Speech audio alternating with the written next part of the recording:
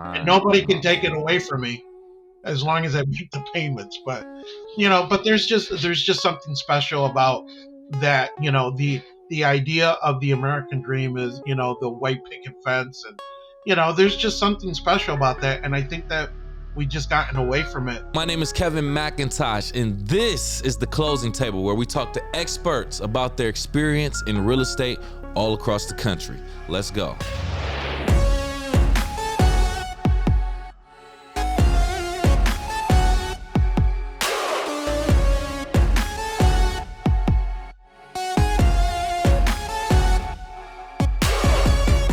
Welcome to the Closing Table Podcast. I am your host, Kevin C. McIntosh, and join us on this episode. I hope you are ready to learn from another real estate professional. He goes by the name of Sam Avila. Welcome to the Closing Table, Sam. Hey, thanks for having me. I really appreciate being here. Yeah, absolutely. Appreciate you taking time out of your very busy schedule to be here, which I know you are busy, man. So let's run through it and educate our audience real quick. So before we even do that, though, I always want to humanize my guests. So if you can, Sam, tell us who you are outside of real estate. Yeah, sure. So again, my name is Sam Avila. Born and raised in Northwest Grand Rapids, but kind of bounced around a little bit. Ended up in New York for a bit of time, but yeah, I'm a dad, husband. I'm a musician. I play bass guitar, as you can see in the background there. Nice. But Okay. yeah. So I've been doing real estate and mortgages for a very long time. So a little bit too long than what I would care to say. Okay. So you say real estate and mortgages. Does that mean that you have your mortgage loan origination license, or you did? No, so I started in the mortgage business back in the 90s. So I was a loan originator for about 18 years, and then hopped over to the retail side. Okay. Yeah. So you did used to actually make or build the loans for clients and things Yeah, previously. yeah. Nice. That Yeah, was I did that in the past life too for about a year. Did you really? Yes. Yeah, no, Good. I got out of it. Yeah, I got out of it in 2011. So it got Okay. pretty rough there for a little bit. So Yeah, I know. I bet. What a time. Okay, cool. So that's good. You got great experience on both ends of the transaction in some type of way, or I should say the mortgage side as well as the actual real estate side. So let's talk about your business in general. Can you describe your business? Everybody has their own setup, the way of doing things. So just describe your real estate business. yeah, so again, I've been in the business since 2017, and really my setup is kind of simple, really. Doesn't take rocket science, right? So, but I generally gravitate to helping first time home buyers. It's always been my thing. Even for my mortgage days, it seems like that's what I attract is the Right. first time home buyer. So I'm not mad at that, because that segment needs help too, right? They need to be educated, and it seems like sometimes they get pushed off to the side a little bit.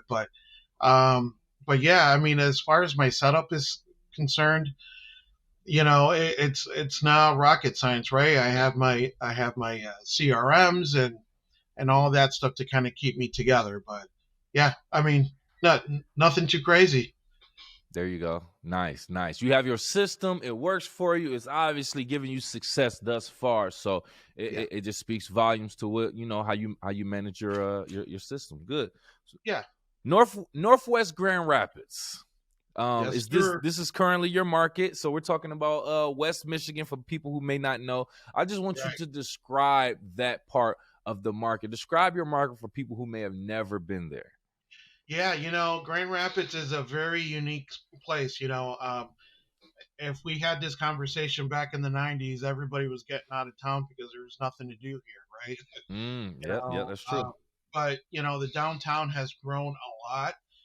They put a lot of money into it. But just the arts and the cultural, it's done a complete 180. So I mean, there's just a little bit of everything for everybody.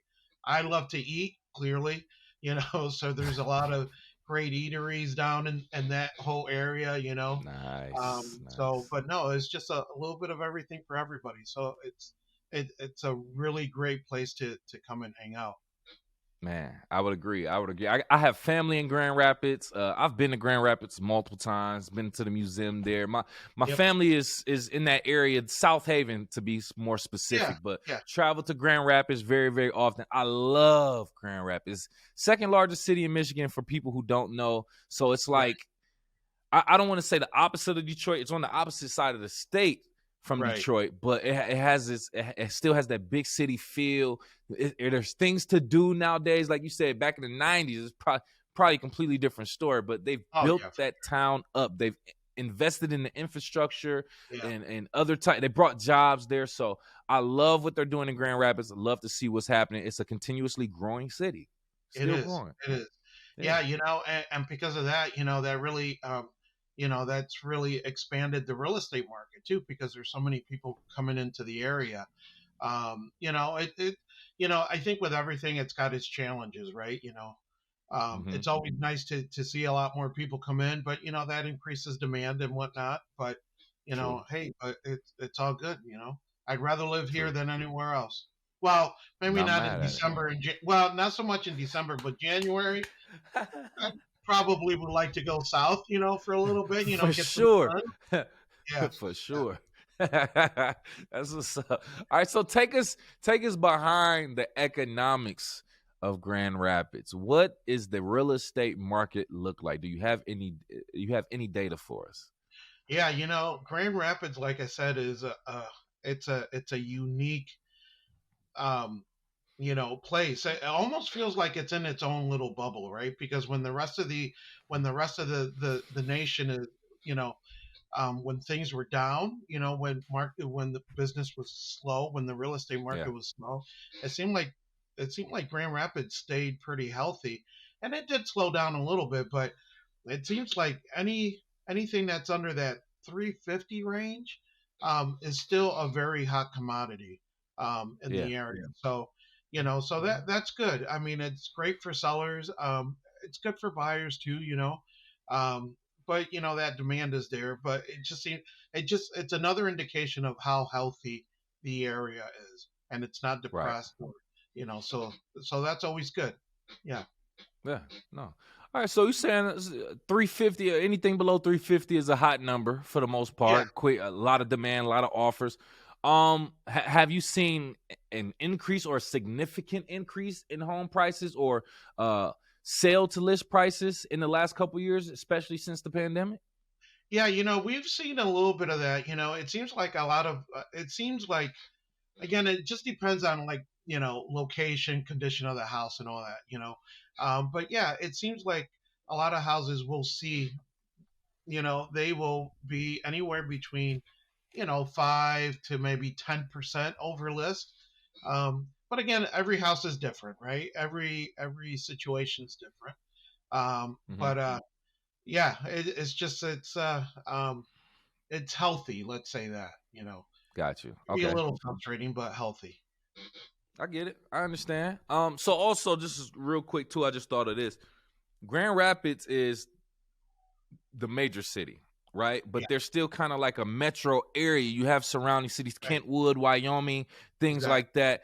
Yeah. How has over the years of growth with with Grand Rapids specifically, how has that also affected those surrounding communities? Are you seeing a lot of people from the Grand Rapids area move out to these areas? Are you seeing Oh people yeah. from these areas move into the city? Like, how is that changing?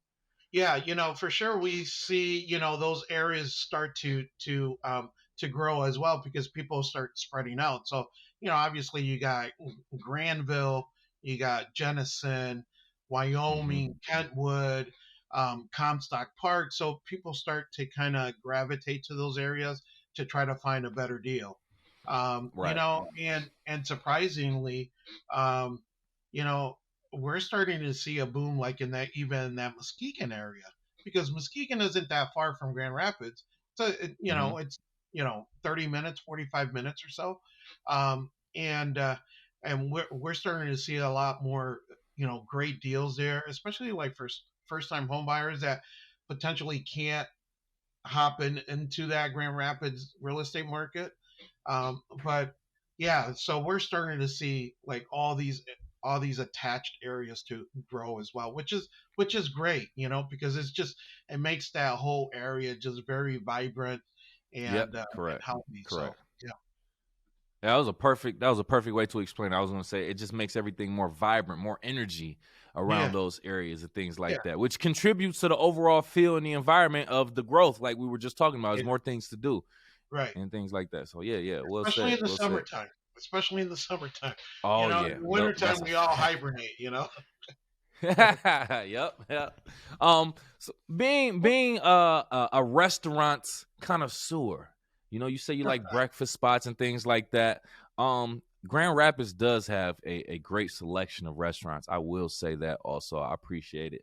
But how has have you ever used your knowledge of restaurants in the area as leverage, maybe to maybe have you ever met a client or a lead for a client in one of these restaurants? Maybe one of your clients asked about a restaurant being within a certain neighborhood. Any instances of your knowledge of restaurants being useful in your relationship with a client? Yeah, you know, breakfast spots are like it's my jam, right? I can eat that, you know, breakfast, lunch, and dinner, right? I love too. But Yeah, I love breakfast. I remember selling a house, or showing a house in Alger Heights, right? So Mm-hmm. right on Eastern, Mm-hmm. there is a Real Food Cafe, which is the best, right? It's probably one of the best. You know, obviously you got Wolfgang's and East Town.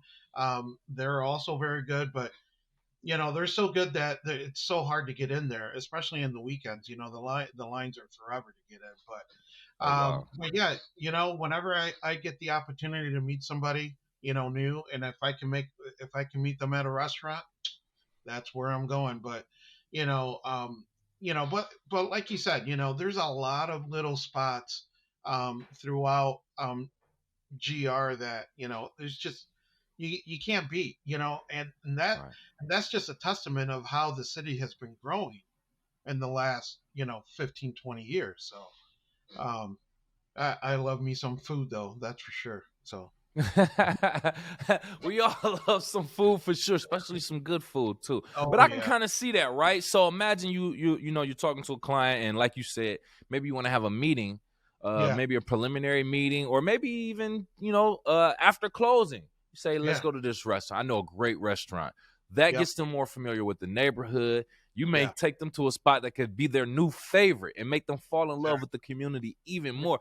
You gotta have. Let me tell you, it's important to have some good food spots. We all have to eat and we Yeah, all want to eat good. You know what I'm yeah, saying? So to have something local to you that's not too yeah. far, that's very key. Because trust me, where we work in Eden Rapids, we don't have a wide selection of restaurants. So anywhere you are, you want to have that good selection Yeah, of goods and services in general. So good yeah, work right there. I know that can be overstated right there. You mentioned some builders offering mortgage rate buy downs. I want you to kind of yeah. explain this. And do you have any examples of a buyer actually leveraging that incentive to their advantage? Yeah, you know, we're seeing some creative financing in terms of, you know, again, it depends on depends mostly like on price.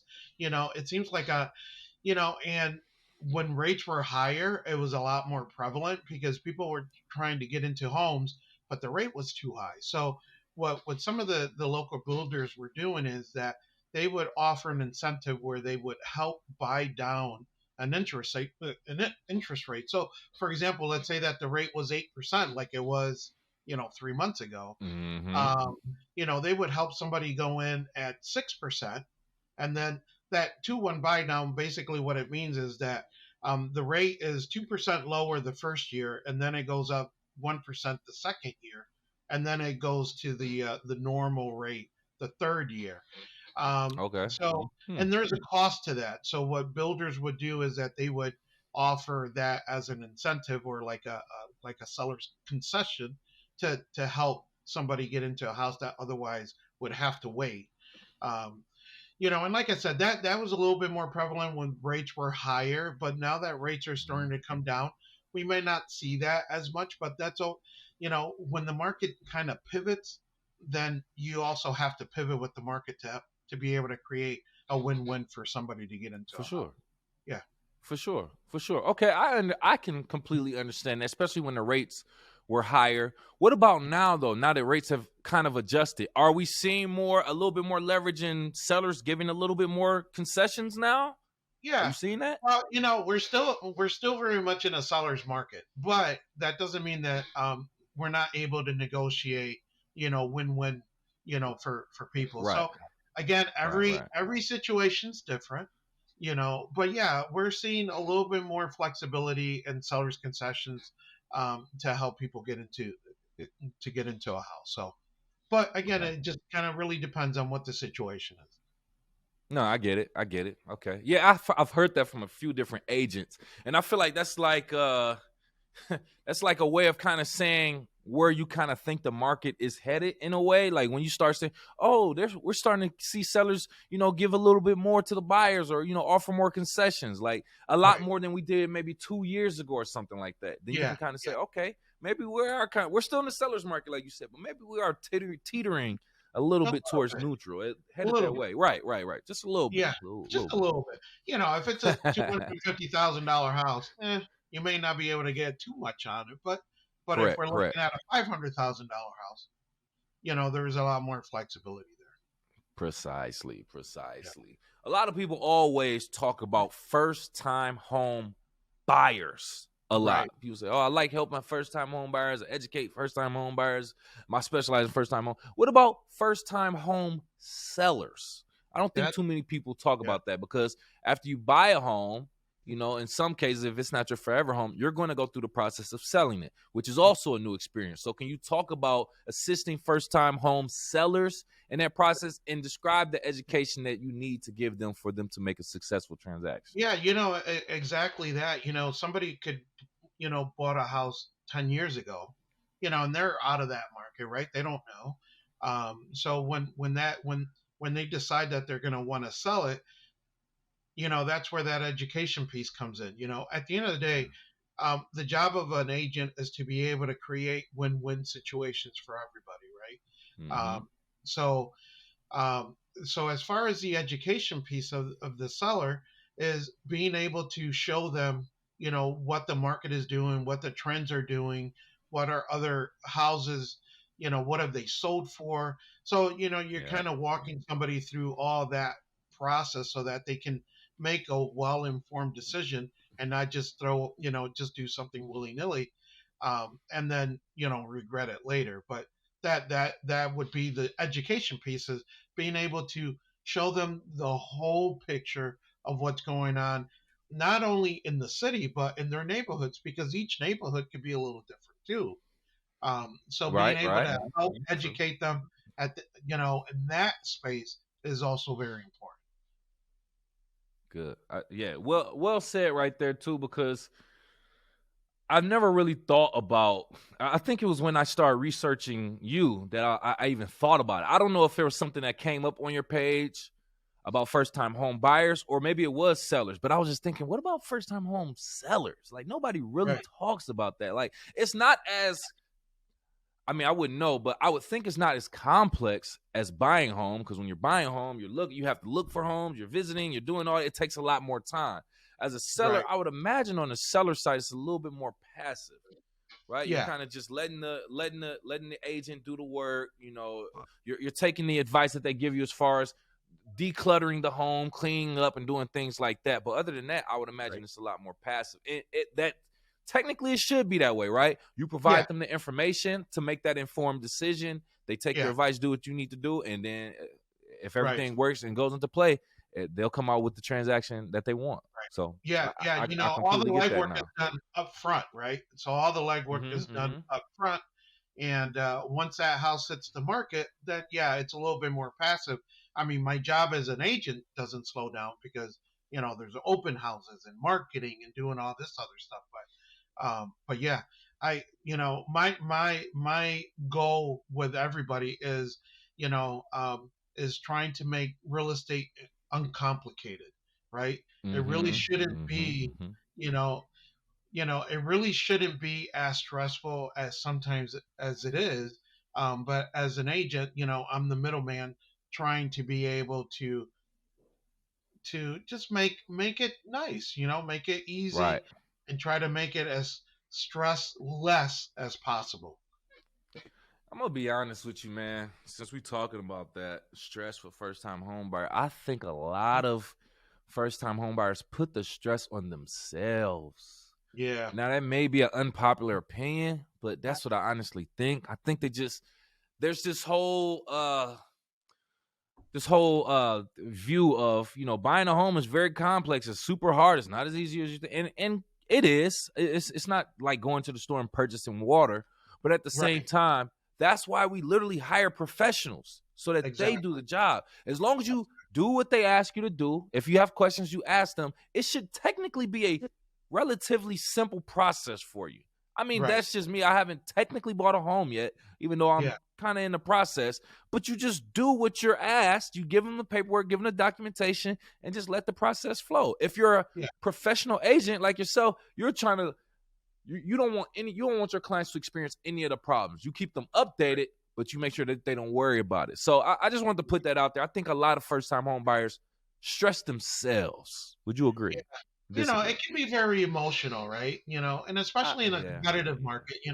Well, one of the things, or one of the things I tell my clients, um, is don't get emotionally involved with the house, right? Yeah. Um, Yes. you know, because sometimes, unfortunately, sometimes, we are looking at, 10, 15 homes before they decide to buy one, or we're Exactly. looking at, five or six, and they're putting offers on all five or six, and we have to compete. But I think that would be the most stressful part is, but I always tell them, don't get emotionally tied to this house just yet. Let's Mm-hmm. let's find it, make a well-informed decision, try to take the emotions out of it. Let's get through the inspection period. And once that's done, then you can fall in love with the house. Real talk. Real Yeah, talk. That get past the inspection first. That's a good right. point. Yeah, Because your yeah. heart will be broke. Oh, yeah, That's a yeah. good point. You know, I have the good fortune that I haven't really had, a transaction not closed because of an inspection, but I've heard a lot of stories. So Yeah, man. Tell me about it. I bet. Okay, yeah, cool. So not good for bring it. anybody. Bringing it back to the closing table, though, right? No pun intended.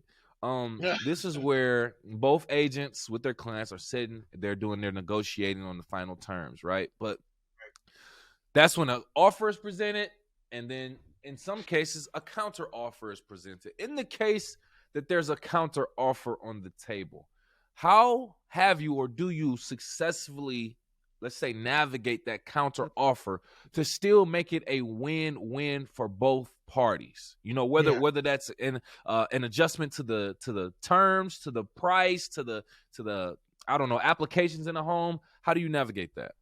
Yeah, again, I've had the good fortune where I haven't had, um, you know, a ton of deals where, that becomes an issue. But when it does come up, and you already said it, it's coming together to create a win-win for everybody. Mm-hmm. So obviously the seller's intent is to sell, the buyer's intent is to buy, and if something comes up in the middle of that, well, then let's figure out how to solve that issue. Right. Whatever it is, if it's appliances or, if a roof has to be replaced, whatever it is, at the end of the day, it's just trying to create a win-win for everybody that everybody is happy with you know um and I've had times where I've had to reduce commission fees just to be able to make something happen, because at Really? the end of the day it's not about me, right? It's about the client. So if I have to take a loss so that my buyer can get into a house, then that's what's going to happen. Ooh. So it just really, at the end of the day, is just trying to make a deal work for that everybody's happy. Sam, man, you are different. You are different for that. I don't- maybe I haven't paid attention, but I don't think I've ever recalled a guest saying that they will reduce their commission for their client to get in the home. Well, You are a better man than me. I mean, everything within reason now. I got a wife I and get kids, it. a roof over my head. But at the end of the day, one of the things, I think, and I could be wrong on this, but one of the narratives that we hear now is that the American dream is dead, right?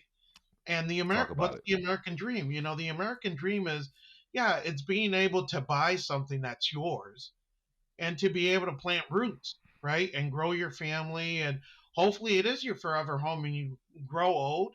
And, when you're 75 years old, your kids are coming to visit you with their kids. There's something Mm-hmm. special about that where you, you don't necessarily get that while renting. And that's probably one of the most passionate things for me is to be able to keep that American dream alive, because home ownership brings a lot. It's not just paying a mortgage, you know Correct. it's being Correct. to have something that you can call your own. And not only that, you're building net worth as you go along. And if you decide that you want to buy something better, then you can rent that house and build net worth for your family, and be able to leave a legacy. And I think that with all the craziness that's going on, I think that one point is getting lost in translation. You know, and yeah, if you look at the data, yeah, it might be a little bit more expensive to buy a house now. And there is a little bit of an affordability issue, for first time home buyers to be able to get into the market. But there's ways to help people to get into a home. Even the state of Michigan has, zero down programs, and sellers Yes. concessions, and there's Mishta, which is provided Mm-hmm. by the state. There's if somebody really wants to buy a house or wants to get in a house, there's a way to be able to make it happen. And I think that either people are just afraid, or they just don't know, or they just prefer to rent. And like I said, I'm not knocking on renting, because I had to rent for when I was For younger. sure. But Yeah. there's just something special about pulling up to the driveway, knowing that, what, all the hours I work, but this is my house, This is and mine. nobody can Oh take it man. away from me as Yeah. long as I make the payments. But Yeah. there's just something special about that. The idea of the American dream is, the white picket fence, and there's just something special about that. And I think that we just gotten away from it, and I think that we suffer for it. Yeah, no, good point. Good point. I do feel like a lot of people's perception of the American dream has changed over the years, or maybe the Yeah, definition of it has changed. But I think the root of it is still essentially, having that family, having a home that you own, and being right, solid, being not content, but having everything that you feel like you need, and your roots planted in a community, right? That right, that would be my yeah, assumption of it. So, but yeah, to each his own. Everyone will have their own yeah, POV of it. yeah, I get it. absolutely. I, Right, I'm right. I'm a big advocate of that, though. So Mm-hmm. we Mm-hmm. gotta No, help I you get it. get I a get house, it. bro. For sure, for sure. I see you are also bilingual, Spanish speaking. I am. Also, Yeah, very good trait. Very, very. yeah, I wish I was on the Spanish. I was trying to get my son to learn it at a young age. Whole different yeah, story. But I want to talk about this because this opens you up to a completely new community of people, culture of people, and everything, right? The yeah, average age, not the average, but the agent who only speaks English more than likely will only be able to communicate with English speaking clients unless they get a translator or whatever the case may be. Has there right. been a situation where an agent could not communicate with a potential client and they had to maybe refer them to you, who is an agent who can speak Spanish? Yeah, that's happened a couple times, actually. And so my parents are from the Dominican Republic. And my wife is Puerto Rican, so there's a lot of Spanish, going around the house, especially when we get mad at the kids. We'll speak Spanish because, unfortunately, they don't know Spanish as much as we would like them to. But yeah, Mm. I've had the the good fortune of being able to help some other agents that, they'll get a client and they can't they can't communicate. And you know and especially like in that culture, a lot of Spanish speaking people that don't know a lot of English, they bought houses, with non-speaking Spanish people, and that's fine. But it's always good to be able to communicate in the language so that there's no, Miscommunication. misunderstanding, Yeah. miscommunications, Mm-hmm. and hurt feelings, or but yeah, no, it's been good. I mean, it definitely it's a blessing to be able to do that. Yes, yes, absolutely. Yeah, like I said, just and I didn't necessarily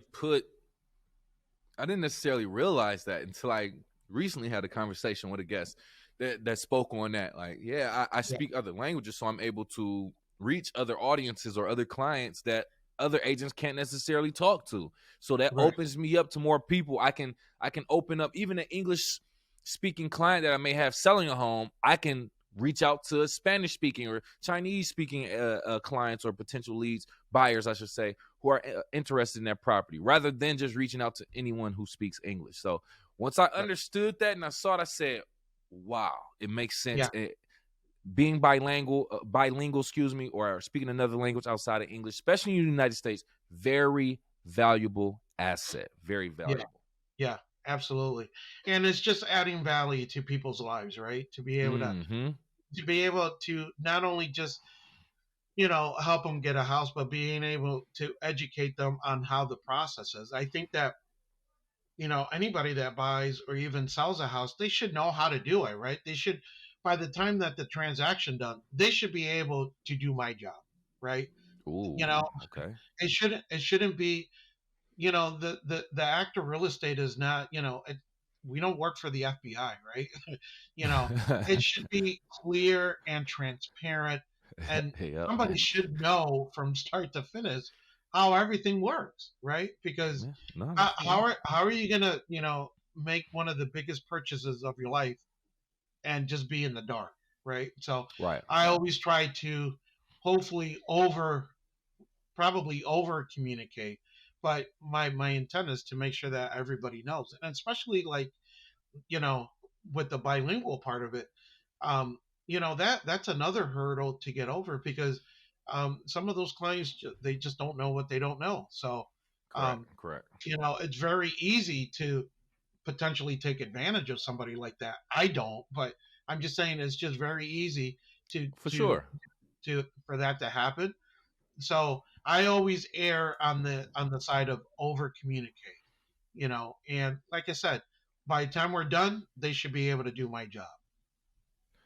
That is a very unique perspective. And I'm not mad at it either because it kind of makes sense because I'm thinking in the sense of you're a first time home buyer, you purchase a home, you're going through the transaction with an agent who, like yourself, over communicates. Make sure they inform them about every step of the process so that they would understand to the point where they could do a transaction on their own. If you Right. are not paying attention, you could be in a situation where you're going through that same process again and you probably could get taken advantage of or oversee something because you Right. weren't paying attention to what was going on in the last transaction. So while it makes sense to let the professionals do their job, stay out the Right. way, it's completely understandable for an agent to either over communicate, like you said, or for you to just extend and just ask them about everything that's going on in the process. Exactly. Regardless, I think it's very important to know the process that you're going through, even if you're letting a professional handle it. Exactly. That was a good. Exactly. That was I a mean, good. Yeah, yeah, I good don't want to point. be put out of a job, but but you should know, if you're spending, X amount of money on buying a house, you should probably know how that works. Man, for real, for real. That's a Yeah. good point. Hey, so I want you to share some content with us in regards to something that may have inspired you or motivated you, a movie, book, quote, or even philosophy that you live by that you feel like shaped your life personally or professionally that you don't mind Yeah. sharing with us. Yeah, so I don't want to over spiritualize anything. I'm a man of faith, right? And Come on. you know, um the Bible, I mean, especially the last, I want to say the last couple years have has really been instrumental with the way that I serve other people.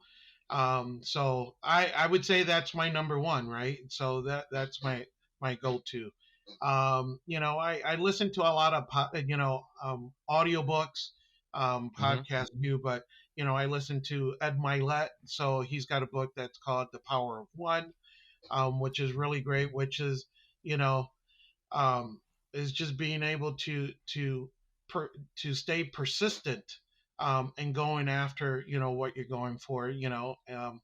And of course, any Marvel movie is my jam. Okay. Uh, That was a especially Iron curveball. Man. I wasn't expecting that one. Yeah, that and Superman. Superman's probably my one of my favorite. But next to Superman, it's Iron Man. So they're always I, overcoming something, right? So it's levels. I love it. I love it. We not one dimensional. You went from the oh, Bible to Marvel. What a yeah, perfect place to land a plane. Thank you so much, Sam. We appreciate you for pulling up thank a chair to the closing table again, sir. At this point, if you have any last words and or want to tell people how to reach out to you, the floor is yours. Yeah, absolutely. Thank you. So I'm all over the place. So if you Google Sam Avila Realtor, you'll find me. I'm on Instagram, LinkedIn, Facebook. I try to do the TikTok thing, but my kids are always making fun of me, so I try not to do that too much. But at the end of the day, I have a heart to serve, and if I can help, I'm here to help. So There you go. Well said, man. Thank you again, Sam. yeah, And for our YouTube audience watching right now, if you've gotten to this point in the video, do us both a favor and hit the like button, subscribe, and share the content. And if you're listening on Apple, Spotify, or any other podcast platform, do the same. Give us a like, a 5-star rating, and subscribe for our latest content. Sam, I'm going to leave our audience with a question before we leave because I want them to think about something. Audience, what is your definition of the American dream, and has it changed over time? Don't tell us right now. Leave it in the comments below. Besides that, we'll talk to you next time. peace.